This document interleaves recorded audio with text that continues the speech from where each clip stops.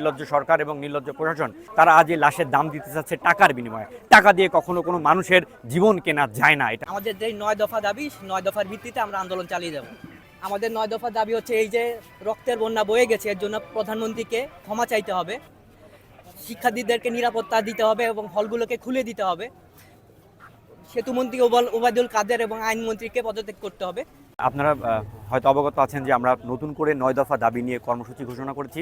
সেটা হচ্ছে যে আমাদের বর্তমানে যে সড়ক পরিবহন হচ্ছে ওবায়দুল কাদের যে মন্ত্রী আছে তাকে পদত্যাগ করতে হবে এবং আইনমন্ত্রী সহ শিক্ষামন্ত্রী যাদের ইন্ধনে আর ছাত্রলীগকে লেলিয়ে দিয়ে তারা এই সাধারণ শিক্ষার্থীর উপরে হত্যাকাণ্ড চালিয়েছে, সাধারণ শিক্ষার্থীদেরকে পুলিশ হত্যা করেছে, যেটা counted 2009, and if you will really count investigate, it will be increase, এটা বৃদ্ধি পাবে। অবশ্যই এটা 209 থেকে হয়তো বা আরও অনেক বৃদ্ধি পাবে, কিন্তু তারপরেও দেখা যাচ্ছে যে বাংলাদেশের প্রশাসন এবং বাংলাদেশের নির্লজ্জ সরকার এবং নির্লজ্জ প্রশাসন শিক্ষার্থীদের পক্ষে না হয়ে তারা আজ এই লাশের দাম দিতে চাচ্ছে টাকার বিনিময়ে। টাকা দিয়ে কখনো কোনো মানুষের জীবন কেনা যায় না, এটা আপনারা জানেন।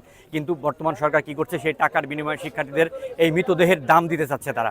আমরা এর পুরোপুরি নিন্দা জানাচ্ছি এবং নতুন করে 9 দফা দাবি নিয়ে আমরা রাজপথে নেমেছি এবং এই দাবি আমাদের যতদিন পর্যন্ত পূরণ না হবে আমরা আন্দোলন চলবে।